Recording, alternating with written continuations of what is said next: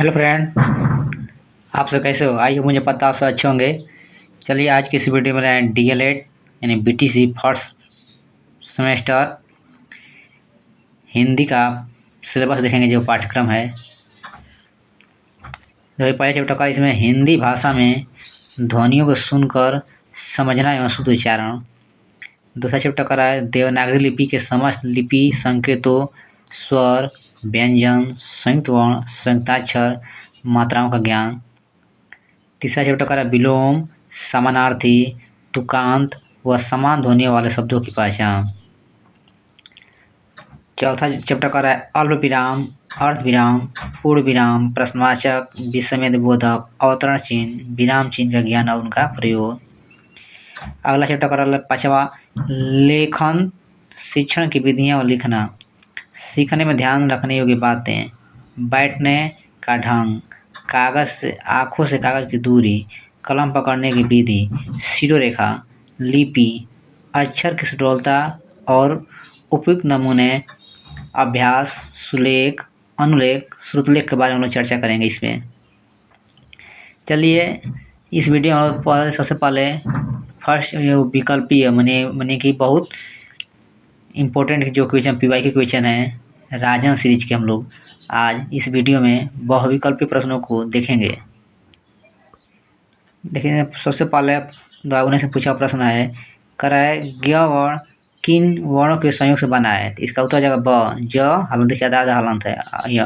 दूसरा प्रश्न कराए अशुद्ध वर्तनी वाले शब्द का चयन कीजिए, यानी कि अशुद्ध, यानी कि इसमें से 3 शुद्ध होगा लेकिन इसमें एक यानी कि अशुद्ध यानी गलत होगा, उसको चुनना है। देखिए अति उत्तम सही है, अभ्युदय भी सही है, अन्वय सही है, लेकिन अत्याधिक गलती है। क्या है? अत्यधिक होता है लेकिन अत्याधिक लिखा है, यानी कि 19 से पूछा हुआ प्रश्न है। प्रश्न 3 का जल शब्द में समाहित स्वर्ण वर्ण है। 2016 में सेकेंड पेपर हुआ था, जो बैक पेपर वालों को, यानी कि पेपर लीक होने की वजह से 2 बार पेपर हुआ था 2016 में। तो ये पूछा हुआ है जल समाहित शब्द में समाहित स्वर वर्ण, जैसे मान लीजिए जल है तो ज ल प्लस जल का आ रहा है, जल अ, तो उसमें क्या है? जल में अ वर्ण है। क्या है? अ, और जो स्वर वर्ण है यही पूछ रहा है। चौथा प्रश्न कर कलम पकड़ने की सही विधि है। क्या है? इसका उत्तर हो जाएगा ऑप्शन नंबर सी, पहली और दूसरी उंगली के बीच में कलम रखकर अंगूठे से पकड़ना। देखिए अभी 2016 में पूछा हुआ प्रश्न है। अगला प्रश्न कर रहा है पांचवा, किन वर्णों को अर्धस्वर कहा जाता है? Very very most important question है ये, जो होता है य और व। क्या होता है? य और व, ये दोनों अर्धस्वर हैं। क्या हैं? अर्धस्वर हैं। बहुत ही मोस्ट क्वेश्चन ये है। प्रश्न 6 का हिंदी भाषा की लिपि है। हिंदी भाषा की लिपि क्या है? देवनागरी लिपि है। क्या है? देवनागरी लिपि है। 7वां का है हिंदी भाषा में स्वरों की संख्या कितनी होती है? 11 होती है। कितनी होती हैं? 11 होती हैं। 8वां प्रश्न का हिंदी भाषा में व्यंजन संख्या कितनी होती है? इसमें 33 होते हैं। प्रश्न 9 का हिंदी वर्णमाला में वर्णों को बांटा गया कितने भागों में? 2 भागों में बांटा गया। कितने भागों में बांटा गया है? 2 भागों में बांटा गया है, स्वर और व्यंजन में।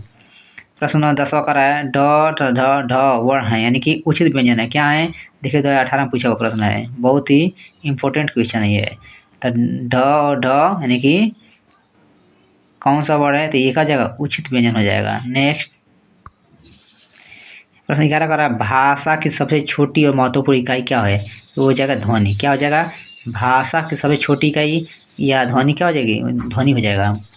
प्रश्न 12 का भाषा प्रारंभ होती है शब्द से, वर्ण से, ध्वनि से, इनमें से कोई नहीं।